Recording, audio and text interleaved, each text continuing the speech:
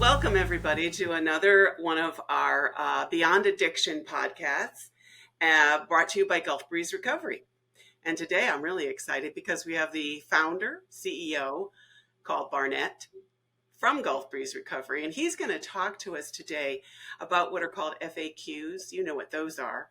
The frequently asked questions, what people are most interested in knowing about Gulf Breeze. And you're going to hear directly from Barnett Gilmer, the CEO and founder. So, hi, Barnett, how are you? Good. Happy to be here. Great. Are you excited to answer all your frequently asked questions? I don't get a chance to do that often. So, definitely am glad to be here and, share, with people what we do. Perfect. Well, the first question that we see asked the most and the one that's looked at the most on the website is the question about why the program is more than 28 days. Those of us in the world hear about the 28-day program, and your program is longer than 28 days. Can you explain why that is and why that's important? Sure. The short answer to that really is because it works. I mean, at the end of the day, that's the main reason. It's amazing, but most of the programs out there are 28 days or even less now, and that's all based on insurance and what insurance is approving and that kind of thing, and it's not based on any kind of study that's out there that says 28 days is the optimum time to go into treatment. In fact, just the reverse is true. The studies that are out there, they all indicate that the longer a person is in treatment, the better their outcomes are. And so, we're going to do what's best for the people who come in here. And that's just where we are. And so, the program is longer. But the good news is that the program is effective. And, at the end of the day, that's what matters. And so, we're here to help people. And that's what it takes to help people.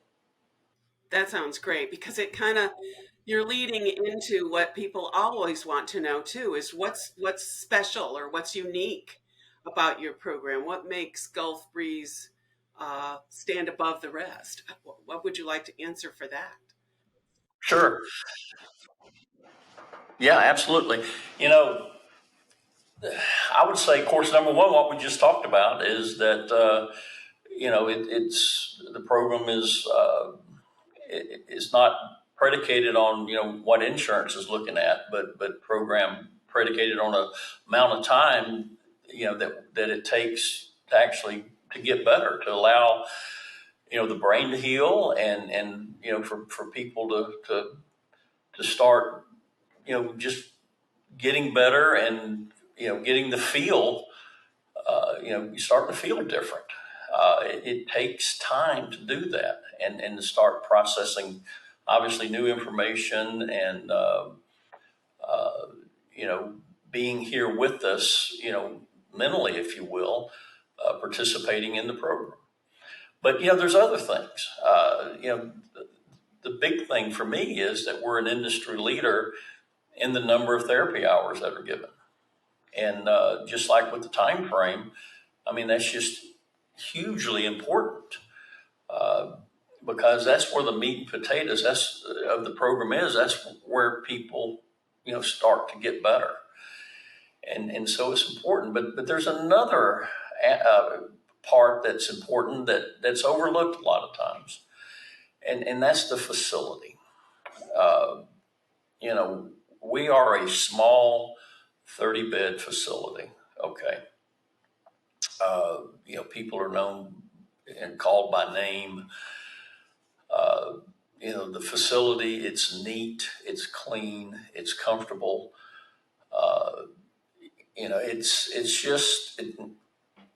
It's just a great atmosphere to get better. We're located right on the water, basically overlooking Pensacola Beach. And, we're not doing that for some kind of, vacation type home, but we're doing this and we're have this environment so that, people can get better, that it's a healing environment, and it's so important. Uh, and so, we wrap all this stuff into one package, if you will, and present that and give people an opportunity to move forward in their lives. And that's what we want to see. That's what we want to do. Terrific. I like the part where you talked about the facility, because when I've been there and talked to guests, one of the things I'm always impressed with is how they mention the food, and that they're taken care of, and how it really is so nice to have this event. We run down there in the morning and have this lovely food ready for you. Do you find that to be one of the highlights as well? Once again, something that's overlooked. The one thing that our guests, and by the way, we refer to people who come here as guests. We want people to feel like that, that we're helping them, and that they're welcome here, instead of being at a place, where they're just kept. And so, we want that welcoming, type environment. But yeah, the food is a big thing. It's one of the things that our guests look forward to, during the day, especially at the end of the day, at the dinner. But yeah, these all our meals are prepared, by a chef, and they're fresh daily.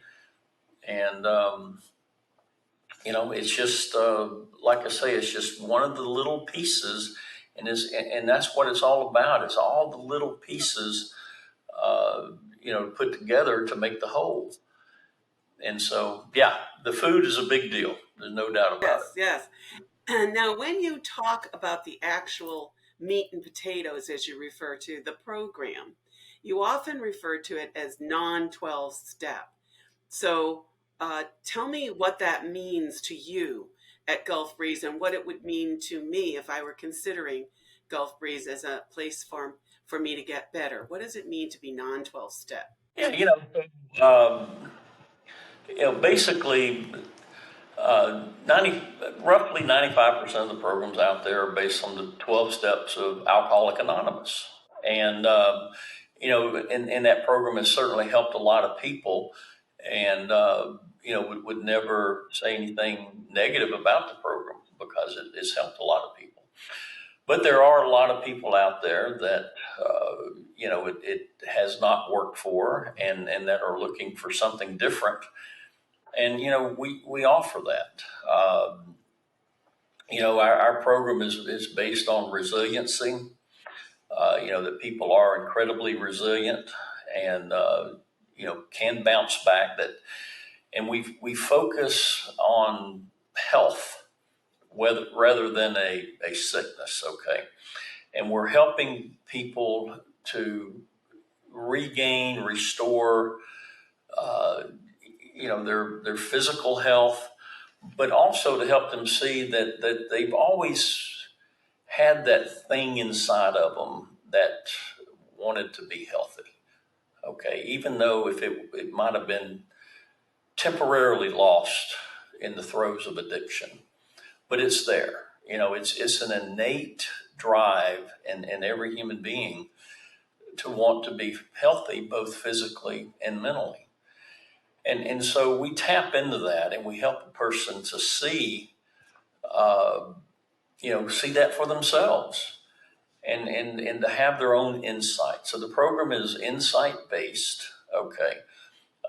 And so what we're trying to do is what we do is help plant seeds, so that a person can have their own, if you want to call it an aha moment, or whatever, about maybe what's been driving them, in their life, maybe what, created the need to pick up the drug, maybe, or drink, in the first place.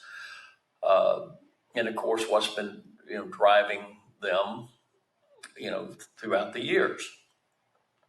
And when they can see that, then and they see it, you know, insightfully, okay, through insight, then all of a sudden things start to change for them because it comes from within and they see it for themselves. And so that's the beauty about what we do, because once that happens, it's real. It's absolutely real for the person. But we got to help them to get there first, okay? And that's what we do.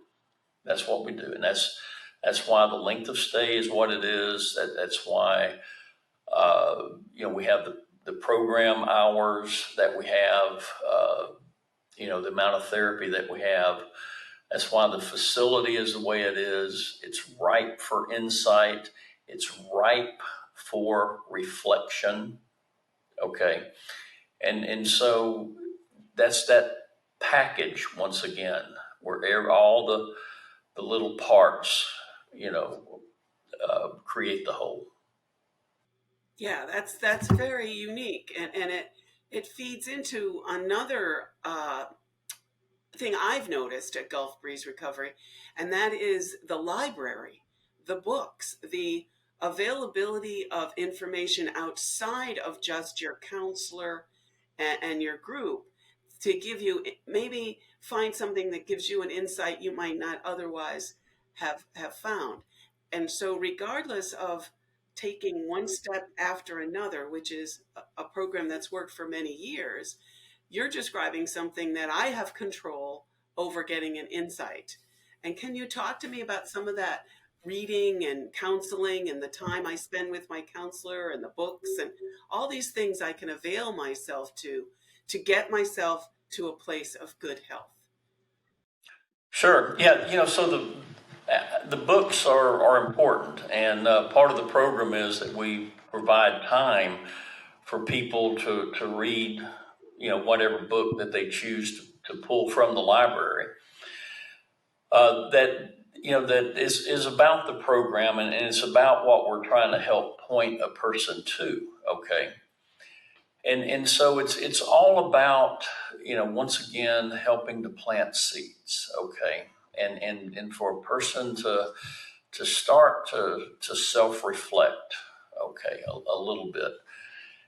And so, with the information that they're getting, and, when they read, and then of course, the classes that we have, the group classes, and then the all important one-on-one therapy, where the therapist is reinforcing the guest and what they're discovering with themselves, maybe helping the guest to see that, once again, planting the seeds, okay, for the guest to maybe reflect on that, helps them to create, their own insight.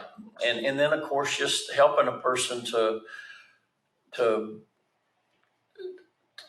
make themselves ready maybe for insight. And what I mean by that is that you can't force it. It's just something that happens to people. All you can do is work maybe to not have it, okay, and do certain things that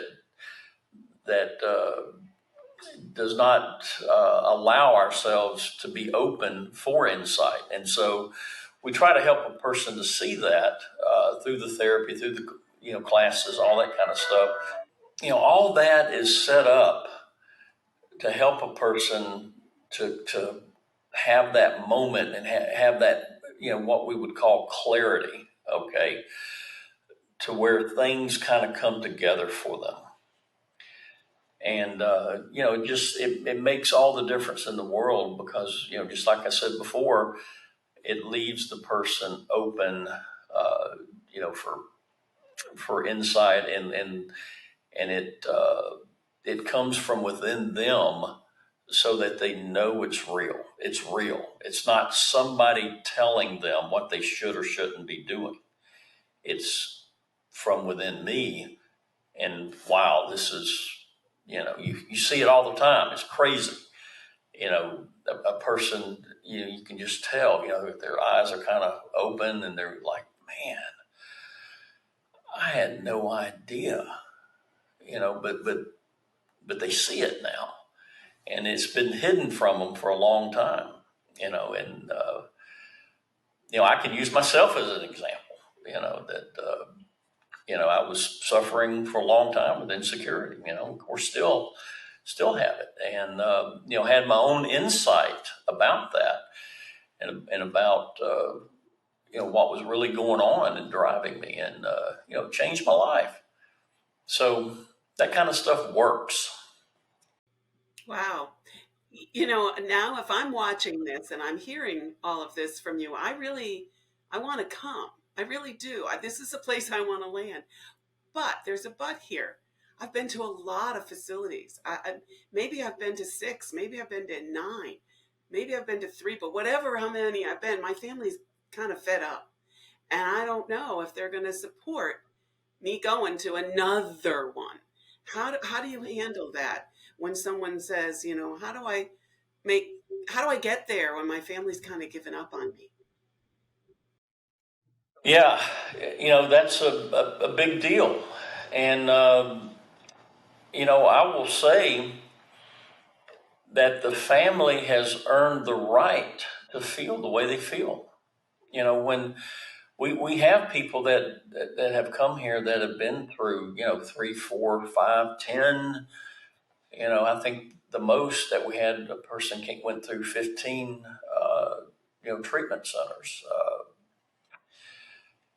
And yeah, the family's desperate, obviously, but they're also have grown a little, weary, if you will, and they've earned that right. Uh, this illness that we call addiction, it is, it's a relapsing illness, and that's what happens a lot of times. But other times it could be maybe that the program that they've been attending just hasn't been a good fit for them. And so, we're trying the same thing over and over again. And we're going to different facilities, okay? But one of the big issues is that, like I say, the overall majority of treatment centers that are out there are based on the 12 steps of AA. And so, the sign on the building may change, but the program is the same program. So I've been to however many, treatment centers, 5, 6, whatever, in that one case, 15 treatment centers, but I've only been to one program, only one. Okay. Uh, and so it just hasn't been a good fit for that person. And for whatever reason, doesn't make the person bad, doesn't make the program bad. It's just, it wasn't the right fit, and it just doesn't resonate or didn't resonate, with the individual. And so, uh, it may be time for something different. Okay. Maybe a different approach. Okay. Maybe an approach that's based on resiliency. Maybe an approach based on health. Okay. And trying to help a person regain their health, to rediscover their health and rediscover who they are. Okay. Maybe rediscover their innate wisdom that they have, that they've always had, but they just didn't think they had it. Okay. And so, yeah, it's something different. So that's what I always tell families is that, you haven't tried everything.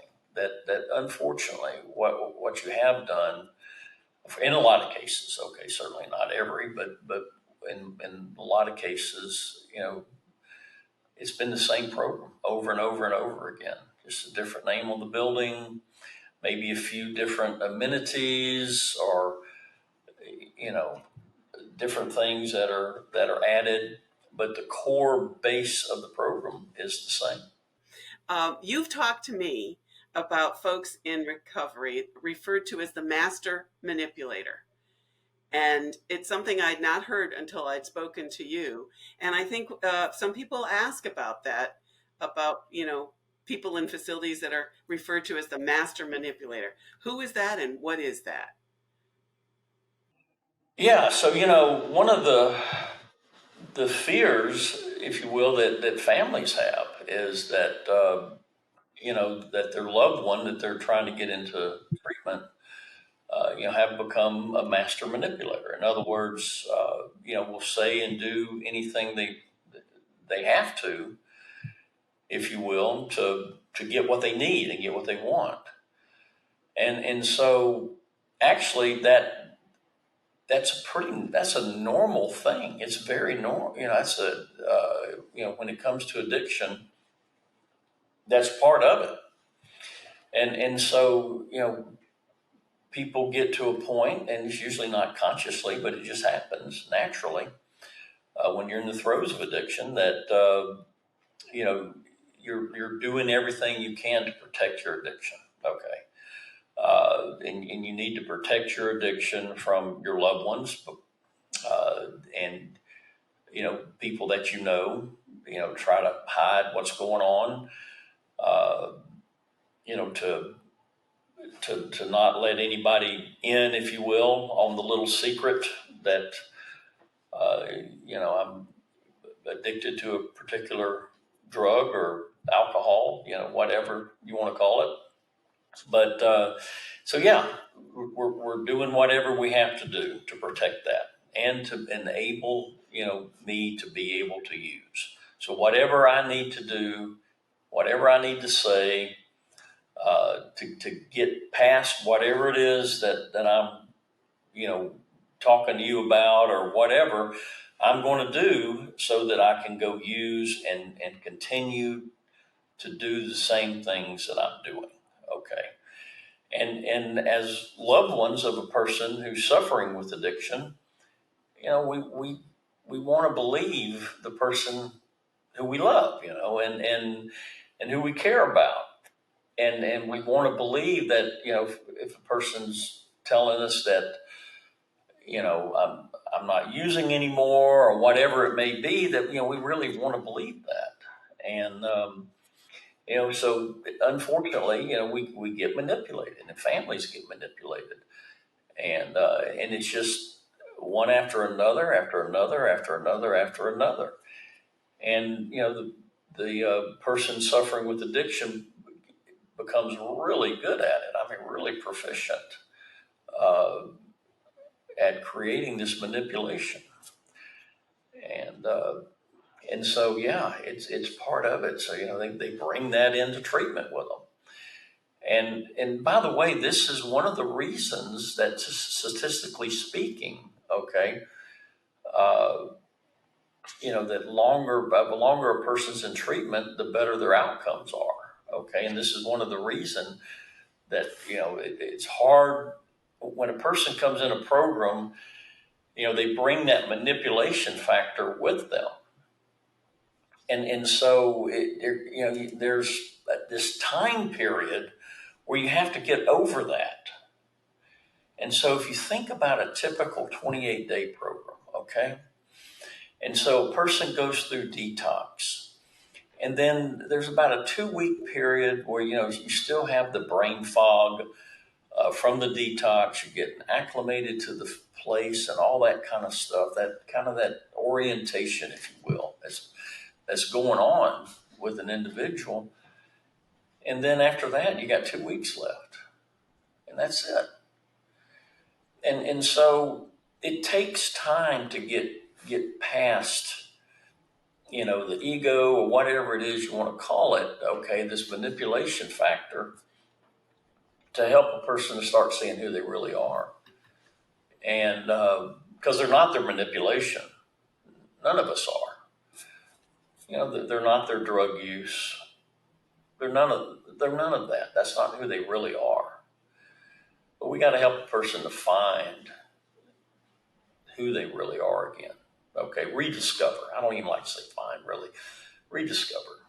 And, that takes time. But yeah, the manipulation thing, that is part of it.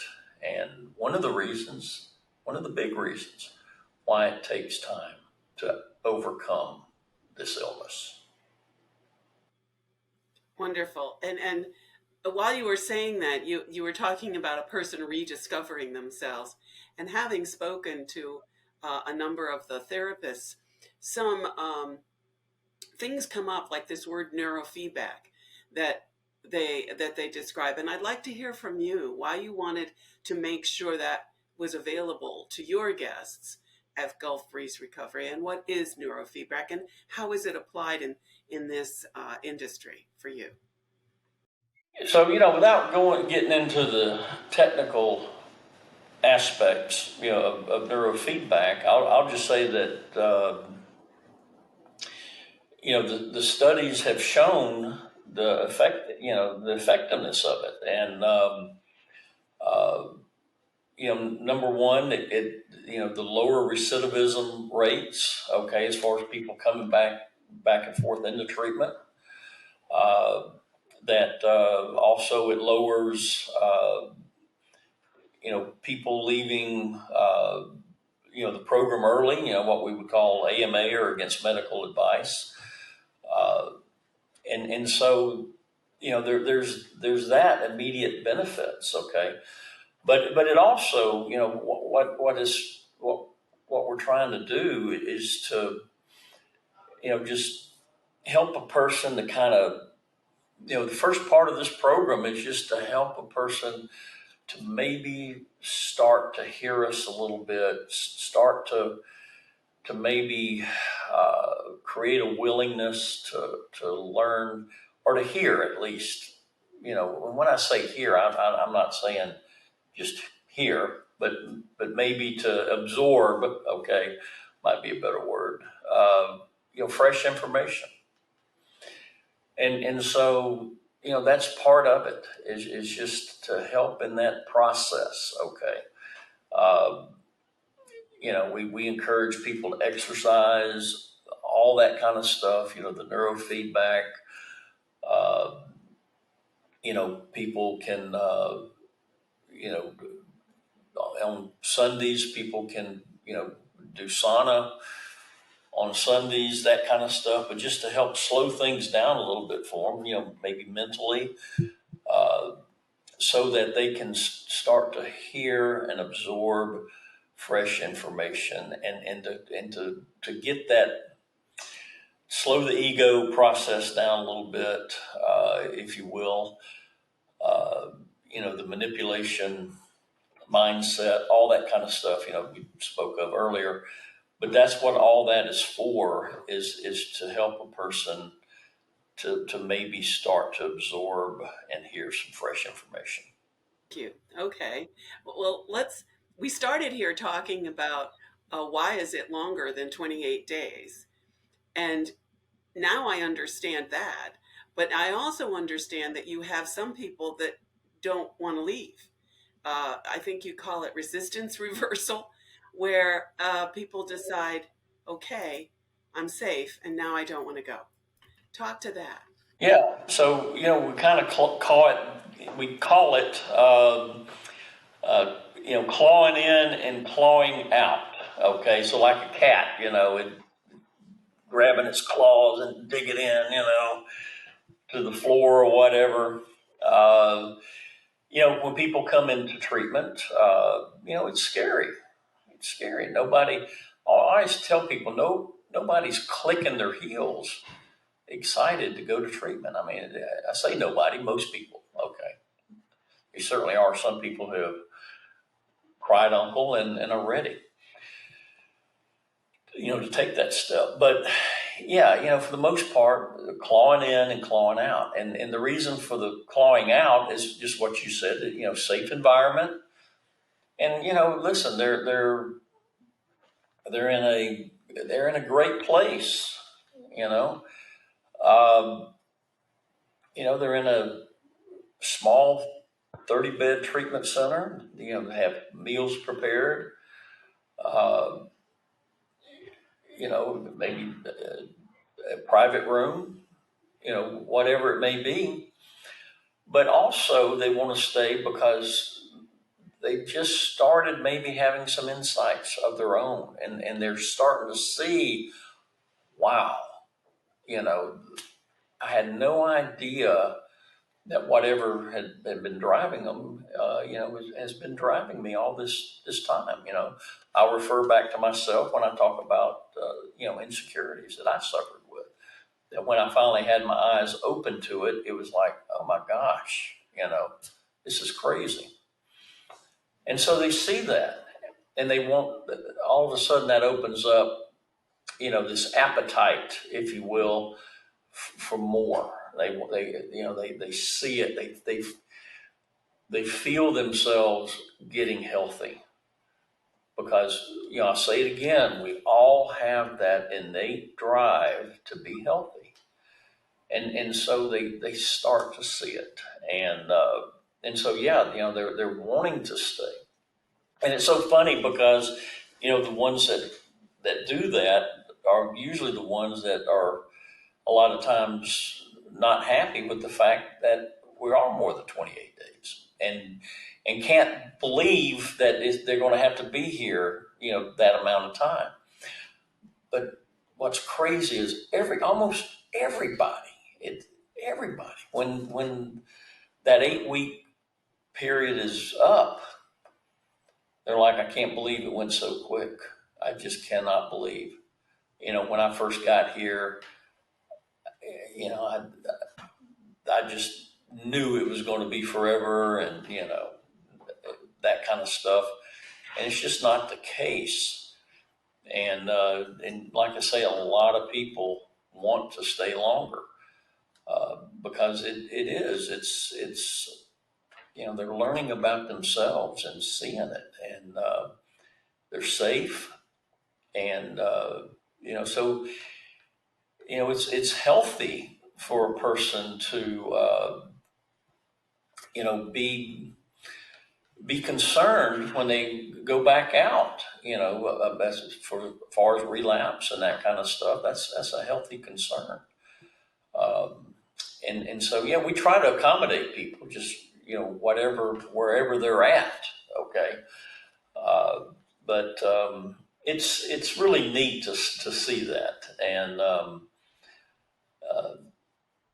but this is what it takes. Okay. There's no simple, easy answer. Uh, it takes some time, okay? It takes reflection. It takes one-on-one therapy. I know I mentioned earlier that, we are an industry leader in the number of treatment hours that are given. But, we try really hard. We strive to give each person, you know, at the minimum, 2 individual counseling sessions a week. Okay. Most places you're lucky to get one a week. Most 28-day programs. This comes from people who come here that have told us this. Okay, it doesn't come from me. I'm just repeating what I'm told time and time again. But that they're lucky if they get 3 individual sessions, and then it's over. And that kind of stuff just, for most people anyway, let's just put it that way. For most people, just typically doesn't work. And so, yeah, they're getting all these individual therapy sessions. They're starting to learn stuff in class, and yeah, they get excited about recovery and about where their life can go. Yeah, I just read a Google review on Gulf Breeze Recovery where this fellow started with this great comment that Gulf Breeze saved my life, made a complete change in my life, and by the way, the fishing was terrific. So One of his high points was being able to go out on that pier and fish. There's another question that's important to this audience, and it's not one they would think to answer because it's a word I've heard from you specifically, and that is the health of the helper. And I think that's something that would be very important for people to know about because you take it very seriously. Talk to them about the health of the helper. One of the issues, if you will, that people that have come here that have told us, okay, in our research, before we opened the treatment center, was what I'd call people, getting duplicate messages, if you will, while they're in treatment. And so what I mean by that is that a lot of times the staff, doesn't doesn't doesn't walk the walk. So they talk the talk, but they don't walk the walk. And people that come here, okay, overwhelming majority are incredibly intelligent. Okay, they're very smart, and they really pick up on cues. Okay, and so if they see that a person is saying one thing, but their body language, their uh, nonverbal cues, if you will, are saying another thing, then they're not going to be convinced. Let's put it that way, and they're going to cry BS, if you will. Okay, and so it's important that we're all walking the walk. Okay, not just talking the talk. And so number one, when I say the health of the helper, I'm not talking about therapists, okay? I am, but I'm not talking just about therapists.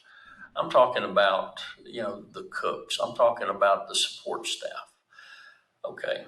I'm talking about administration. I'm talking about everyone who's here at the facility, okay? That if we're not, you know, living up to our health, okay, and our mental health, okay, if we are not happy to be here, okay, then the guests pick up on that, and and it just will not work if the guests pick up that what we're saying and what we're doing are two different things. Duplicity is what you would call that, and it just doesn't work. So it's really important that the staff, that they're healthy, that they've maybe have had their own insight about maybe things that have gone in their life, because none of us are perfect. We're all doing the best we can at the during the this time that we're living, okay, and with what we know. All right, and just like what I had mentioned about my insecurities and stuff like that, before I had my insight with that, I was doing the best I could with what I knew at that time. But my perception now, my view, if you will, of the world and everything else has changed since then, and so I'm living in that moment. And so staff's the same way, that they have to be at that point where you know, they enjoy being here. They like what they do. They want to help people. That's the big thing. And not, just another day at the office, because that kind of stuff just doesn't work. And so, yeah, it's a big deal. It's a real big deal. Probably the most overlooked thing that I've ever seen. I mean, it is something that most people don't think about. And frankly, I didn't think about it either until I started researching. when I've talked to guests, especially those coming out of detox, they're they're speaking so highly of how well they were cared for in probably one of the scariest parts of recovery. Don't you agree, Barnett, that the sometimes the idea of detox is just overwhelming? Yeah, detox is scary. The thought of detox is scary. Let's put it that way.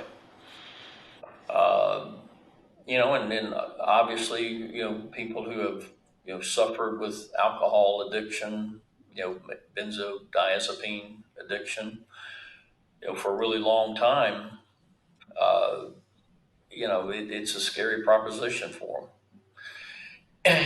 And so, I will say that our medical director, uh, the thing I love about him, and, he's been with us ever since we've opened, is that, he's been there, done that. And he's proud to say that. I mean, he'll tell people, he's been on the other side of that bed.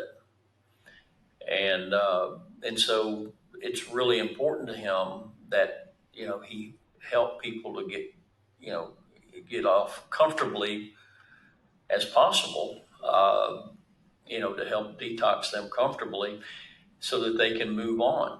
But one of the things, again, that we found in our research that sometimes is overlooked is that a person's experience, their rehab experience, their total rehab experience, uh, is is basically predicated on how they did in detox. Okay, so in other words, if they felt like they were cared for, if people feel like, that you know that the people caring for them, okay, actually really do care, okay, and are doing what they can, uh, then that goes so far when they finally get out of detox and go into, the actual residential, program. Uh, and so, yeah, it's an important thing because if a person doesn't feel like they're cared for, they're going to go into the residential program, kind of with a chip on their shoulder, if you will, and not really wanting to hear anything or believe what a person says. And so they got to experience that at the beginning that, I'm here in a loving environment, in a caring environment, an environment where I'm safe, that where people care for me. And so that feeling then transfers over, to the residential program.